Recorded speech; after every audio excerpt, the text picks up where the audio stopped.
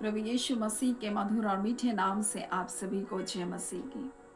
आज परमेश्वर के वचन में आप सभी का स्वागत है। परमेश्वर पिता आज अपने वचनों के द्वारा आप सभी को बहुत ऐसे आशीष को दे। पिता परमेश्वर आज अपने वचनों के द्वारा आपसे बोले और बातचीत करें। एक प्रतिज्ञा, एक बुलाहट अब्राहम के जीवन की थी। परमेश्वर ने अब्राहम को बुलाहट दी और परमेश्वर कहता है, मैं तेरे वंश के द्वारा पृथ्वी के सारे कुल के लोगों को आशीष को दूंगा।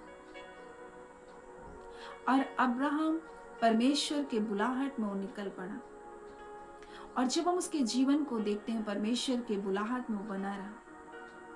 परंतु एक समय ऐसा आया जब वो बूढ़े हो गए, उसकी पत्नी बूढ़ी हो गई और निसंतान थे। वो सारा से कोई संतान नहीं थी। वो परमेश्वर से कहा, परमेश्वर तू मुझे क्या देगा?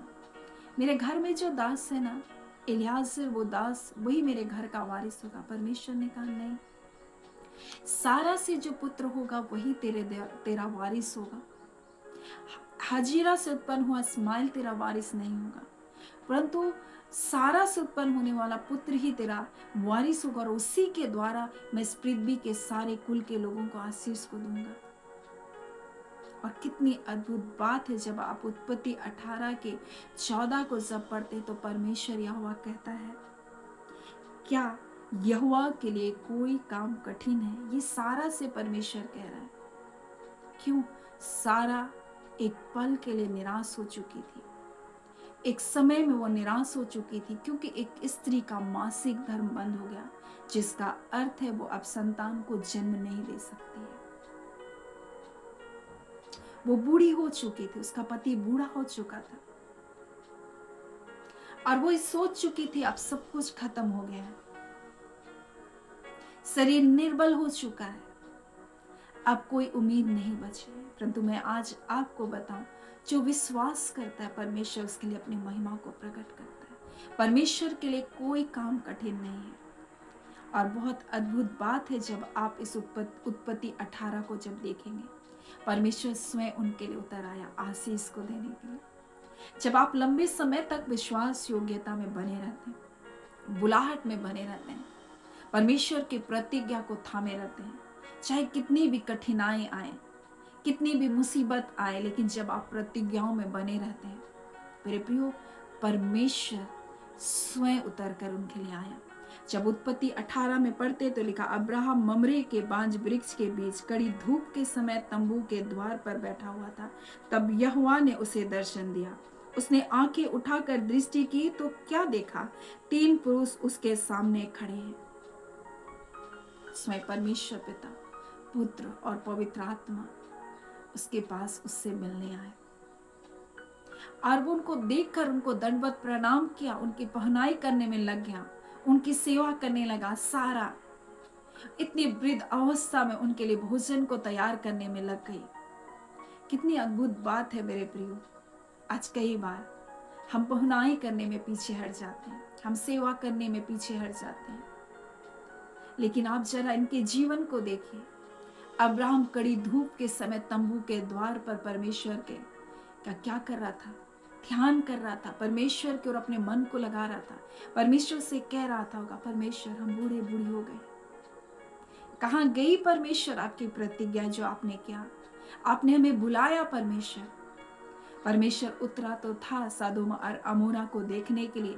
यहाँ उत्पत्ति 18 के 20 में इस प्रकार से लिखा, यहोवा ने कहा, सदोम और अमोरा की चिल्लाहट बढ़ गई है और उसका पाप बहुत भारी हो गया है, इसलिए मैं उतर कर देखूंगा कि जैसी चिल्लाहट मेरे कानों तक पहुंची है, उन्होंने ठीक वैसा काम किया है कि नहीं। ना किया हो तो मैं उसे जान लूंगा। और परमेश्वर उतरा तो था सदोम और अमोरा की चिल्लाहट को सुनकर, परंतु सबसे पहले वो अपने उस प्रिय अब्राहम से मिलने गया, जो उसका इंतजार कर रहा था, जो उसकी बाट को जोह रहा था, जो उसकी प्रतिज्ञा के पूरे होने का इंतजार कर रहा था। और तब तो जब वो भोजन करते तब कहते हैं, सारा कहाँ है? तेरी पत्नी कहाँ है? सारा कहाँ है? वो भली भांति जानते हैं, वो अंतर्यामी प्रभु है, उसके नाम को लेकर कहता है, सारा कहाँ है? क्या अब्राहम ने उसको बताया था कि मेरी पत्नी का नाम सारा है, नहीं, उसमें परमेश्वर उनके पास आया और परमेश्वर उनके पास आकर कहता है कि सारा कहाँ, वो तो तंबू में, वो कहता है मैं बसंत ऋतु में निश्चय तेरे पास आऊंगा और तेरी पत्नी सारा का एक पुत्र होगा। सारा तंबू के द्वार पर अब्राहम के पीछे थी, सुन रही थी। अब्राहम सारा दोनों बहुत बूढ़े थे और सारा का मासिक धर्म बंद हो चुका था और इसलिए सारा मन में हंसकर कहने लगे मैं बूढ़ी हो गई हूँ, मेरा पति बूढ़ा हो गया है, तो क्या मुझे यह सुख होगा? यहोवा ने अब्राहम से कहा, सारा यह कहकर क्यों हंसी, यह कहकर क्यों हंसी कि मैं इतनी बूढ़ी हो गई हूँ? क्या सचमुच मुझे एक पुत्र होगा? परमेश्वर कहता है, क्या परमेश्वर के लिए, यहोवा के लिए कोई काम कठिन है? परमेश्वर यहोवा अब्राहम से कह रहा है, वो क्यों ऐसा सोच रही है कि वो बूढ़ी हो गई है, अब उसका कुछ नहीं हो सकता है, उसका संतान नहीं उत्पन्न हो सकता है।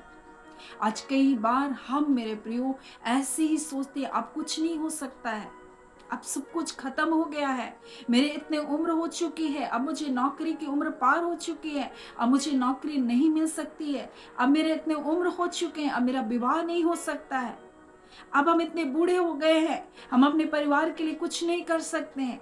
परंतु परमेश्वर कहता है तुम जिस अवस्था में हो, जैसे भी हो, तुम विश्वास करो और विश्वास करने वालों के लिए सब कुछ हो सकता है। और इसलिए मेरे प्रियो, हम परमेश्वर के करुणा के कामों के ऊपर हम अपने ध्यान को लगाएं, वो परमेश्वर के आश्चर्य कर्मों के ऊपर अपने ध्यान को लगाएं, परमेश्वर के महानतम के ऊपर हम अपने ध्यान को लगाएं। वो महानतम महान परमेश्वर है, वो अद्भुत आश्चर्यजनक कार्य को करने वाला वो परमेश्वर है। और इसलिए मेरे प्रियो कहता है, क्या यहोवा के लिए कोई काम कठिन है? परमेश्वर स्वयं उतरा उनके लिए, उनको आशीष को दिया। वो कह रही थी, हंस रही थी अपने मन में। आज कई बार हम अपने मन में संदेश से हंसते हैं, कई बार हम सोचते हैं ये नहीं हो सकता, हम गलत शब्दों का उच्चारण करते, गलत अंगीकार करते हैं। परंतु परमेश्वर कहता है, क्या यहोवा के लिए कोई काम कठिन है? ये सवाल है मेरे प्रियो। आपको क्या लगता है, क्या बातें मेरे लिए कठिन है? क्या आपको लगता है कि मैं पढ़ नहीं सकती हूँ, मुझसे नहीं हो रहा है, मैं ये कर नहीं सकती हूँ, ये काम मुझसे नहीं हो रहा है, ये नौकरी में ये जो समस्याएं हैं, मैं समस्याओं से निकल नहीं पा रहा हूँ, ये मेरे लिए कठिन है? परमेश्वर क्या कहते हैं? परमेश्वर यहोवा के लिए कोई काम कठिन नहीं है। जब आप उस पर विश्वास करते हैं मेरे प्रियो, वो आपके लिए सीधा मार्ग निकालने वाला परमेश्वर है, आपको बुद्धि देने वाला परमेश्वर, आपको ज्ञान देने वाला परमेश्वर है। एक पिता आया जिसमें गूंगी आत्मा समाई हुई थी, जिसके बेटे में, उसको मिर्गी के उसको क्या होते थे, उसको झटके लगते थे, वो फेन को निकालता था, कभी आग में कभी पानी में उसको दुष्ट शक्ति गिराता था। और तब तो यीशु ने पूछा उसकी ये दशा कब से? वो कहता बचपन से है। कभी आग में कभी पानी में उसको गिराया जा रहा था, लेकिन बच्चा मर नहीं रहा था। क्यों? उसके लिए एक योजना थी। कई बार आपको ऐसा लगेगा बहुत विपरीत परिस्थिति, लेकिन वो विपरीत परिस्थितियों में भी आपको कुछ नहीं हो रहा। कारण ये है कि परमेश्वर चाहता है कि आपके जीवन में अपने नाम की महिमा को प्रकट करे। अब्राहम और सारा एक अंतिम ऐसे समय तक पहुंचे थे जहां उनको लग रहा था अब सब कुछ खत्म है, ताकि परमेश्वर उसकी दुर्बलताओं में अपनी सामर्थ को दिखाए। और यही परमेश्वर का वचन कहता है, मैं तुम्हारी दुर्बलताओं में मैं अपनी सामर्थ को दिखाऊंगा। जब तक हमें ताकत रहता है, जब हम पहचान लगा सकते हैं, जब हमें अपनी ताकत लगा सकते हैं, हम लगा चुके होते हैं।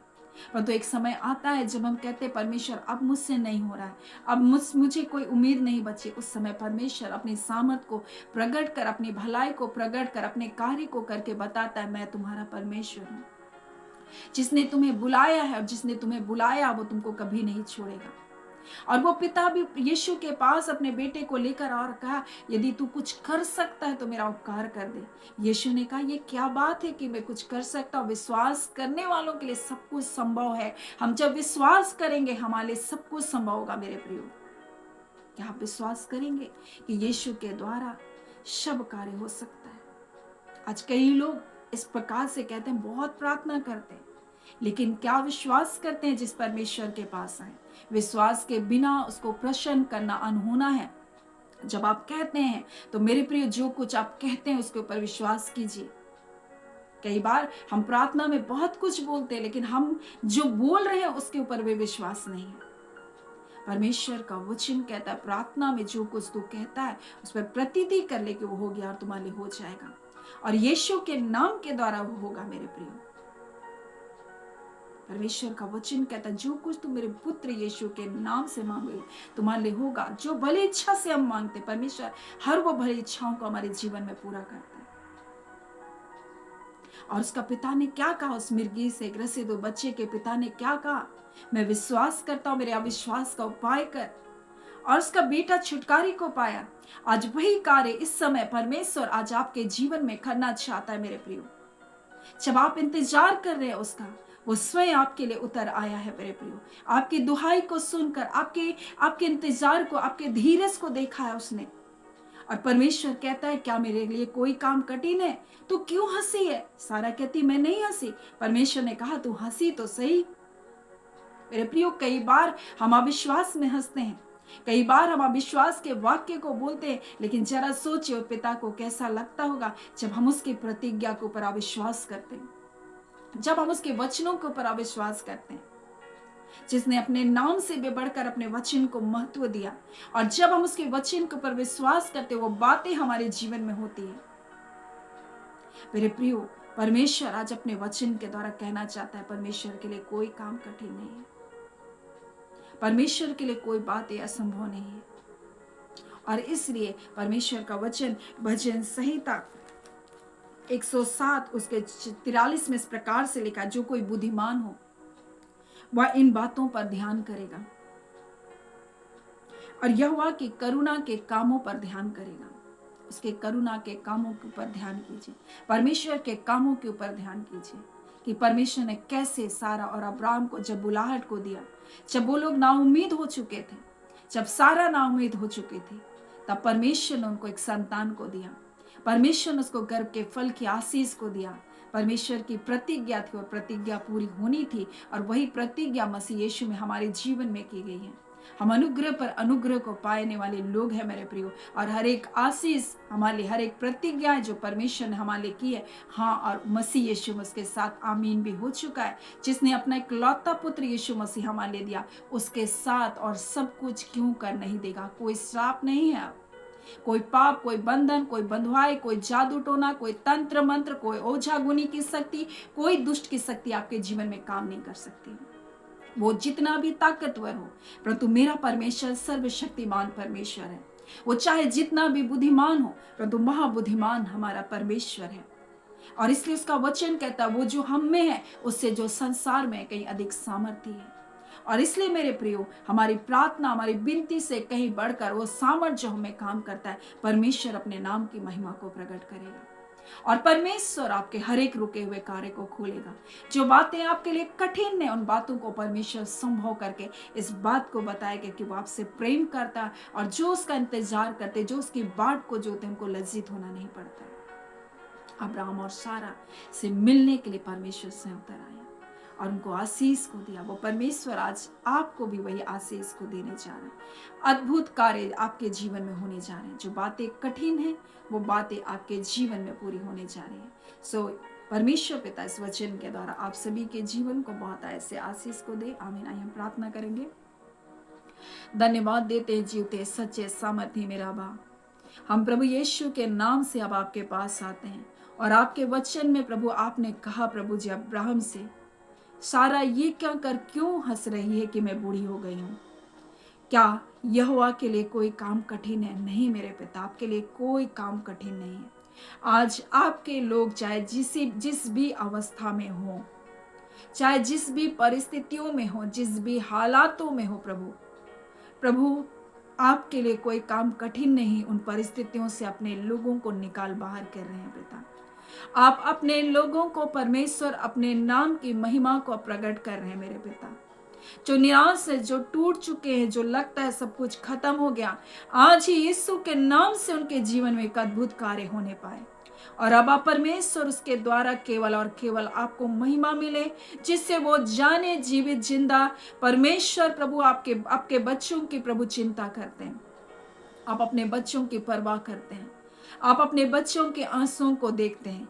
आप अपने बच्चों की नामधराई को देखने वाले परमेश्वर हैं और उन नामधराई को दूर करने वाले परमेश्वर हैं। खुदा नबा परमेश्वर, आप स्वयं उतर कर आए प्रभु, और अपने मित्र अब्राहम को प्रभु जी आपने आशीष को दिया। आज वही आशीष जो आपके प्रिय लोगों के जीवन में प्रभु आने पाए। हाँ मेरे अब्बा परमेश्वर, और वो जो आपकी सेवा कर रहे हैं पिता, जो आपकी सेवकाई में निरंतर प्रभु जी बढ़े चले हैं पिता परमेश्वर, परंतु कई नाम धराई है प्रभु, कई बातें हैं परमेश्वर पिता उनके जीवन में, परंतु उस जगह अपने नाम की महिमा को प्रभु आप प्रकट कीजिए और उनके शत्रुओं के सामने आप उनके लिए मेज को लगा दीजिए परमेश्वर। अब खुदावन, हम आपका धन्यवाद करते, आपने ऐसा किया है।